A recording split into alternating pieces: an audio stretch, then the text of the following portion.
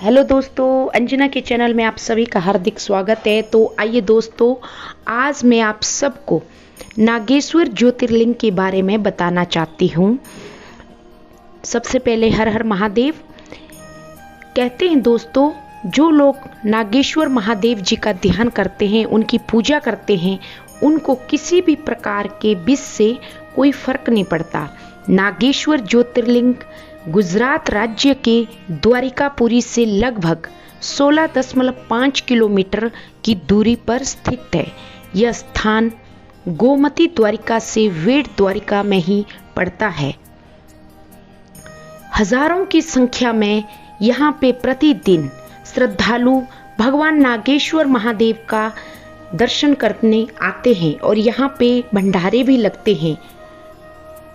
जो इस कहानी को सच्ची श्रद्धा से सुनेगा, ऐसा कहते हैं दोस्तों, तो उसके सारे पापों का नाश हो जाता है। इसके पीछे एक पौराणिक कथा भी है। दारुका नामक राक्षसी अपने पति दारुक के साथ एक वन में रहती थी।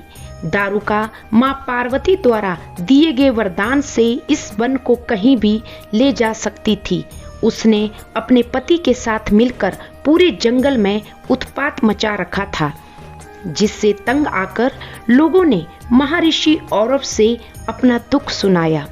महर्षि औरव ने शरणार्थियों की रक्षा के लिए राक्षसों को यह श्राप दिया कि अगर यह राक्षस पृथ्वी लोक पर हिंसा करेंगे या हमारे यज्ञ का विध्वंस करेंगे तो उसी क्षण ये नष्ट हो जाएंगे। जब यह खबर देवलोक पर बैठे देवताओं को पड़ी तो उन्होंने स्वर्ग लोक से आकर राक्षसों पर हमला कर दिया।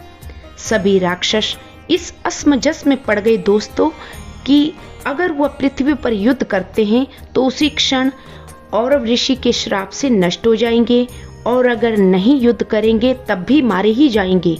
तो इस स्थिति में उन्होंने दारुक और अपनी रानी दारुका से, जो राक्षसी थी, उनसे निवेदन किया। तो दारुका राक्षसी थी, उसको मां पार्वती द्वारा आशीर्वाद जो मिला था कि वन को कहीं भी उड़ा कर ले जा सकती है, तो दारुका राक्षसी उस वन को उड़ाकर समुद्र के बीचों बीच में ले गई और वहीं पर आराम से रहने लगी। कहते हैं दोस्तों, एक बार मनुष्य से भरी सभी नावें वहां पर आने लगी। राक्षसों ने सभी नाविकों को बंदी बना दिया। उन सभी नाविकों में सुप्रिय नामक एक ब्राह्मण भी था, जो महान शिव भक्त था। उसने कारागार में रहकर भी भगवान शिव का जाप नहीं छोड़ा, साथ में औरों को भी भगवान का जाप कराने लगा। तो वे जब उन राक्षसों को पता चला तो वे सुप्रिय को मारने के लिए दौड़े।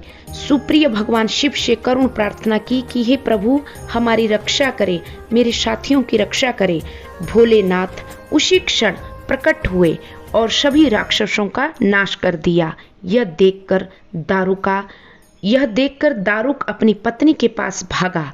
भगवान शिव ने यह वरदान भी दिया कि आज से इस वन में चारों वर्ण अपने अपने धर्म का पालन करेंगे। सभी अपने अपने धर्म का पालन करते हुए इस वन में मिलजुल कर रहेंगे। पापी राक्षसों का यहाँ पर कोई स्थान नहीं है। भगवान शिव को सुनकर दारुका अत्यंत भयभीत हो गई।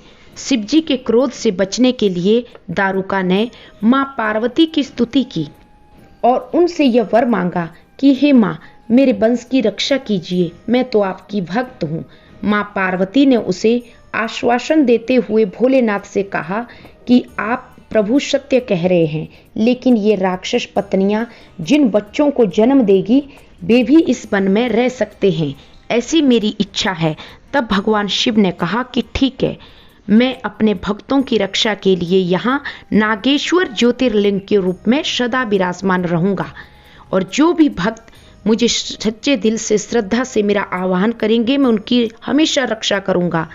तो तभी से दोस्तों दारुका के नाम से ही दारुक वन की स्थापना हुई और तभी से ज्योतिर्लिंग के रूप में नागेश्वर महादेव जी का वहाँ पे प्रावधान हुआ। तो ये थी नागेश्वर महादेव की कथा। और जो भी इस नागेश्वर महादेव जी की पूजा करते हैं, उनका ध्यान करते हैं, तो विष से रहित रहते हैं। तो आशा करती हूँ आप सब ने नागेश्वर महादेव की कथा सुनी। तो please subscribe me my channel. Thank you.